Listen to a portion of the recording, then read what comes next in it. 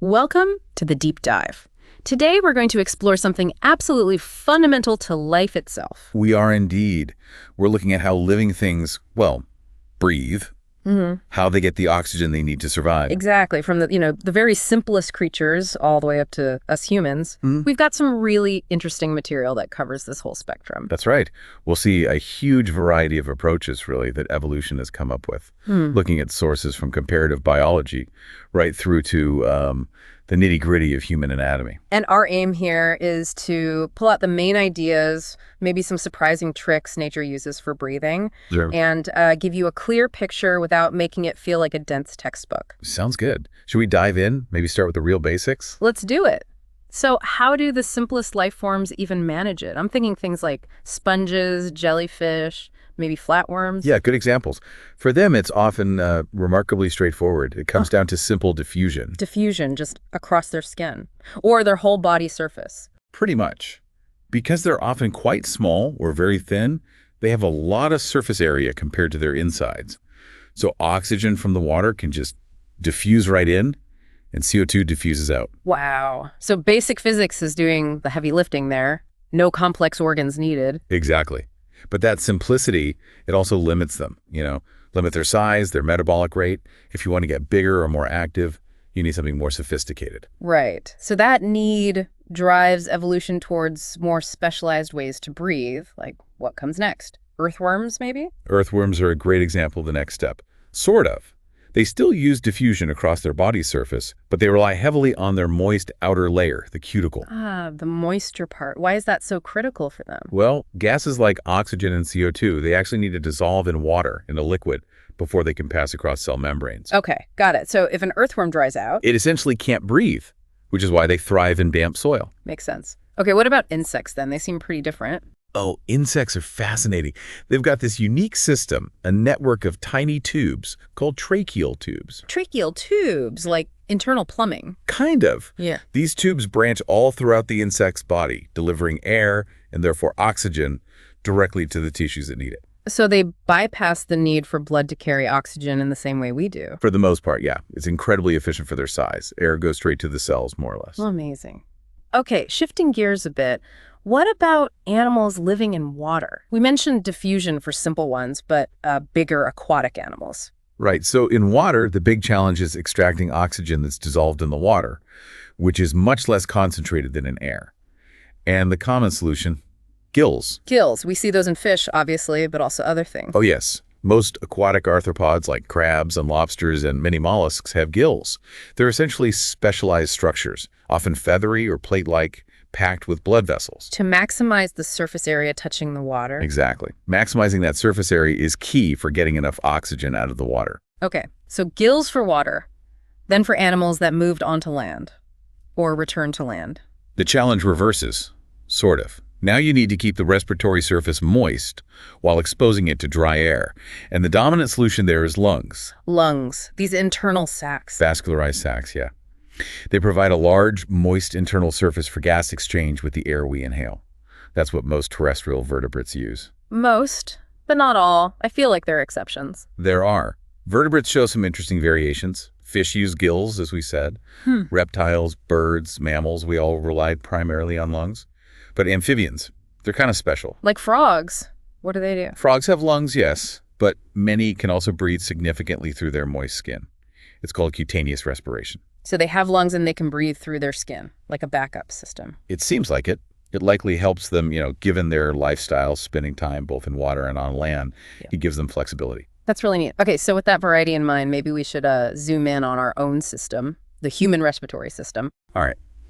Let's trace the path of air. It starts, obviously, at the external nostrils. Right, the entry point. Yeah. And then into the nasal chamber. Into the nasal chamber, through the nasal passage. Yeah. And this isn't just a pipe, remember? It does some important conditioning of the air. Okay, we'll come back to that. Where does it go from the nasal chamber? It opens into the pharynx. Now, the pharynx is interesting because it's a shared space. Shared how? Oh, right, for air and for food. It's a junction point in the throat. Exactly. It's a common passage before things diverge. Air needs to go down one way, food another. So from the pharynx, air heads towards the larynx, the voice box. Correct. The pharynx leads into the larynx, and guarding the entrance to the larynx is a crucial structure, the epiglottis. Ah, yes. The little flap. That's the thing that stops food going down the windpipe when we swallow, right? Precisely. It's a brilliant piece of biological engineering. During swallowing, it covers the opening of the larynx, directing food down the esophagus instead. Amazing. Okay, so air passes the epiglottis through the larynx. Then what? Then it enters the trachea, or the windpipe. This is a fairly straight tube that goes down into the chest, into the mid-thoracic cavity. And does it stay as one tube? No, at about the level of the fifth thoracic vertebra, sort of mid-chest, the trachea divides. It splits into two main branches, the right and left primary bronchi, one for each lung. Like a fork in the road. Yeah. And these bronchi, they must branch further. They do, continuously. The primary bronchi divide into secondary bronchi, which divide into tertiary bronchi, and these keep dividing into smaller and smaller tubes called bronchioles. Wow, like the branches of a tree. Very much like that. Eventually, they become extremely fine tubes called the terminal bronchioles. And are these tubes just floppy, or do they have some support? Good question. The trachea and the larger bronchi, primary, secondary, tertiary, and even the first few bronchioles, they have structural support from rings of cartilage. Cartilage rings, like the ones you can feel in your neck. Similar idea, yes, but they're actually incomplete rings, C-shaped. Why incomplete? The open part of the C faces backwards, towards the esophagus, which runs right behind the trachea. This allows the esophagus to bulge a bit when you swallow a large piece of food without being constricted. That makes sense. So the rings keep the airways open. They do. They prevent the trachea and bronchi from collapsing, ensuring the path for air stays clear. Okay, so we've followed the branching down to the terminal bronchioles. Where does the actual gas exchange happen? We're almost there. The terminal bronchioles lead into the final structures, the alveoli. Alveoli, these are the tiny air sacs. Exactly. They're described as very thin-walled, irregular little bags. And crucially, they are surrounded by a dense network of capillaries, tiny blood vessels. So this is where the air meets the blood? This is the interface, and there are millions of them. This entire branching network, bronchioles, alveoli, makes up the lungs. The sheer number of alveoli creates an absolutely massive surface area inside our lungs. I've heard comparisons. Yeah. Like huge areas. Yeah, the estimates vary, but often people say if you could spread out all the alveoli flat, it would cover something like a tennis court. That's incredible, all packed inside our chest. And the lungs themselves, they're protected, right? Yes. Each lung is enclosed in a double-layered membrane called the pleura. Double layered. Yes. There's an outer layer that lines the inside of the chest cavity and an inner layer that sticks directly to the lung surface. And between these two layers... Is there fluid? Yes, a thin film of pleural fluid. It acts as a lubricant. Lubricant for what? To reduce friction. As the lungs expand and recoil during breathing, they need to slide smoothly against the chest wall. This fluid allows that smooth movement. Clever. Okay, so thinking about the whole system, can we divide it functionally, like different jobs for different parts? Absolutely. We generally distinguish between the conducting part and the respiratory or exchange part. Okay, what's included in the conducting part? That's everything from the external nostrils all the way down to the terminal bronchioles. Its main job is transport, just getting the air to the exchange surfaces. The plumbing, basically. The plumbing, exactly.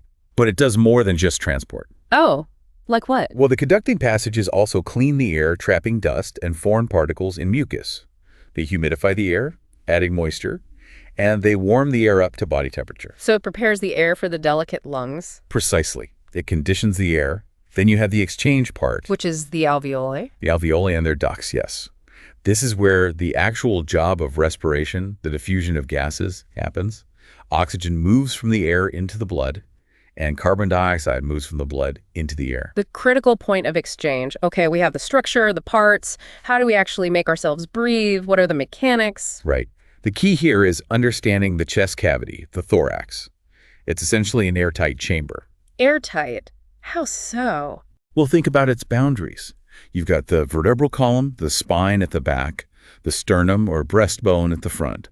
The ribs curve around the sides, and crucially, the diaphragm forms the floor. The diaphragm, that big muscle underneath the lungs. Exactly. It's a dome-shaped muscle. So this whole setup forms a sealed container. And that seal is important. It's vital because the lungs are sitting inside this cavity. Remember, the pleura keeps them sort of stuck to the cavity walls via that fluid layer. Any change in the volume of the thoracic cavity directly causes a change in the volume of the lungs. Okay. So we don't directly control our lungs like squeezing a balloon? No, we can't. We don't have muscles attached to the lungs themselves to do that. Instead